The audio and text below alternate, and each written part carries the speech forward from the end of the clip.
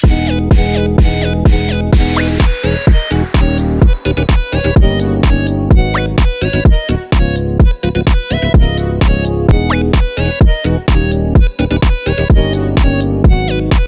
na kaming hindi nagkakasama-sama ng aking mga pinsan sa isang masayang okasyon, kaya't napagdesisyon na naming magplano ng isang bonding trip.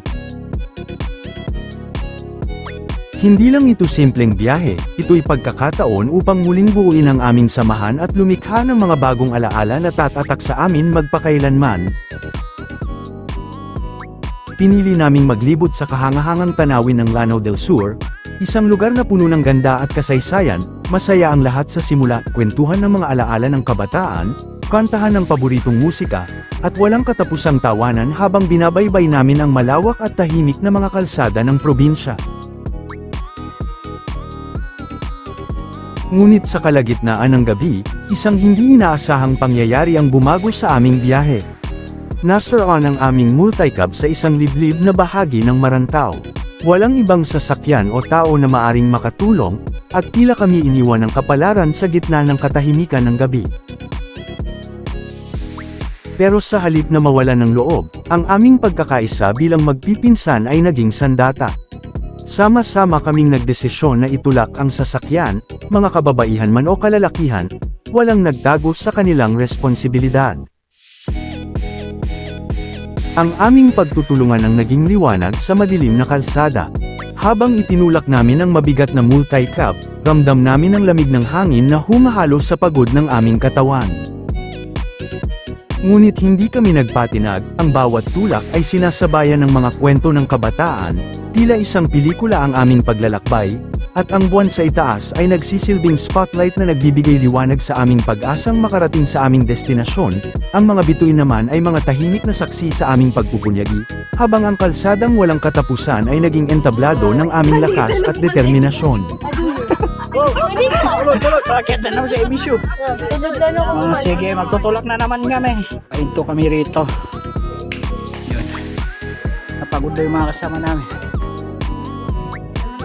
Mula Marantao, binaybay namin ang mahabang kalsada papuntang Marawi. Ang bawat hakbang ay tila isang paglalakbay pabalik sa nakaraan, kung saan sabay-sabay kaming tumatakbo at naglalaro bilang mga bata. Ngayon, sa ilalim ng buwan at sa malamig na gabi, muling bumabalik ang mga alaala ng aming kabataan, ang mga takbuhan sa ilalim ng bituin, ang tawanan na walang iniintindi, at ang mga simpleng kasiyahan na ngayon ay mas pinahahalagahan namin. Habang kami nagpapatuloy, dumadaan kami sa mga munisipalidad, mga baryo na natutulog na, tahimik at mapayapa ang bawat tahanan na nadaraanan namin. Sa kabila ng pagod, hindi nawala ang aming sigla. Sa bawat tulak ng multicab, may bagong kwento, may mga nagbibiruan, may nagtatawanan, at may nagbabalik tanaw sa mga kalokohang ginawa namin noon. Ang gabi ay tila walang katapusan, ngunit sa bawat minutong lumilipas, mas lalo kaming nagiging malapit sa isa't isa, ang aming samahan ay nagiging mas malalim, tulad ng mga ugat ng puno na mas lalong lumalago sa ilalim ng lupa, habang patuloy naming binabaybay ang madilim na kalsada. Tulakan na naman! Pagdating sa Marawi, akala namin ay magtatapos na ang aming biyahe. Ngunit sa kasamaang palad, wala kaming natagpuang tulong. Subalit hindi ito naging dahilan upang mawalan kami ng pag-asa. Alam namin na wala kaming ibang magagawa kundi magpatuloy. Mula Marawi, itinulak pa rin namin ang multicab papuntang Tamparan. Sa bawat munisipalidad na aming dinaanan, ramdam namin ang malamig na hangin na tila nagbibigay sa amin ng bagong lakas. Ang mga poste ng ilaw na nagkalat sa kalsada ay parang maliliit na bituin sa lupa na patuloy na gumagabay sa amin. Habang tuloy-tuloy kaming nagtutulak, naririnig namin ang tunog ng aming mga sapatos na sumasalpak sa sementadong daan, at ang kaluskus ng gulong na parang musika sa aming mga tainga. Sa ilalim ng liwanag ng buwan, ang aming paglalakbay ay naging isang pagsubok ng lakas, tiwala, at determinasyon. Ngunit higit pa sa pisikal na pagod, ang tunay na biyaya ng gabing yun ay ang pagkakatuklas namin ng aming kakayahang magtulungan bilang magpipinsan, walang nagreklamo, walang bumitaw, sa bawat hagod ng pagod at bawat daing ng katawan. Sabay kaming nagtatawanan at nagkukwentuhan, nagpapalakas ng loob ng isa't isa, tila ang bawat isa sa amin ay naging haligi ng lakas, hinahamon ng bawat hirap na dumarating. si Rasmia, si Noraima, si Junaida, at si Princess. Nang sa wakas ay makarating kami sa Tamparan, sabay-sabay kaming huminto, pawisan, pagod, ngunit puno ng kasiyahan. Tumawa kami ng malakas, isang tawa ng tagumpay at kaligayahan. Nakita namin na ang aming bonding trip ay hindi lang naging simpleng biyahe. Ito'y naging simbolo ng aming matibay na samahan, ng aming hindi matitinag na pagkakaisa. Ang gabi, na nagsimula sa isang simpleng plano, ay nauwi sa isang hindi malilimutang karanasan na magdadala sa amin ng inspirasyon at lakas sa mga darating pang mga pagsubok sa buhay. Best exercise.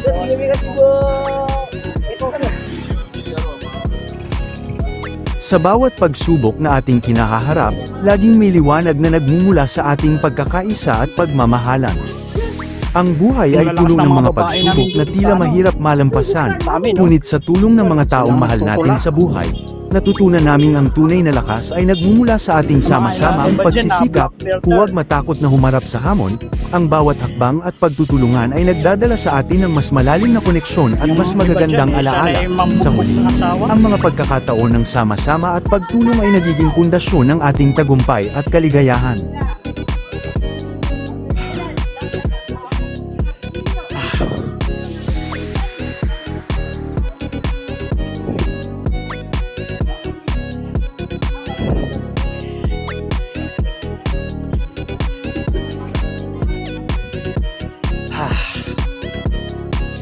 Nakakapagod. Ang haba-haba ng aming nilakad. Pa kami nakakaabot ng Marawi. Oh.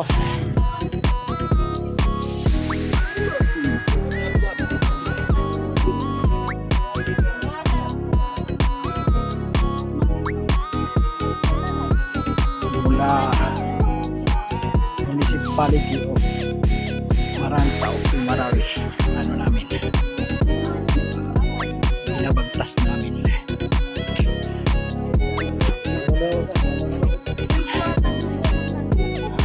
Yan, dito muna kami huminto. Ay.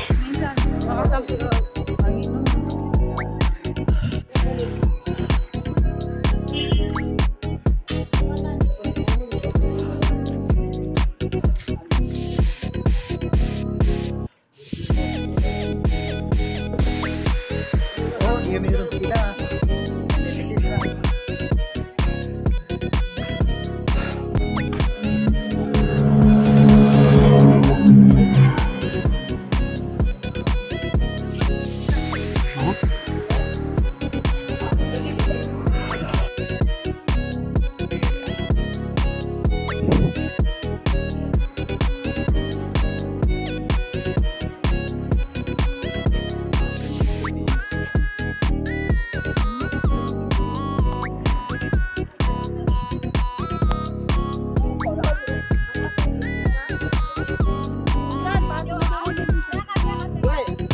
Nandito kami sa may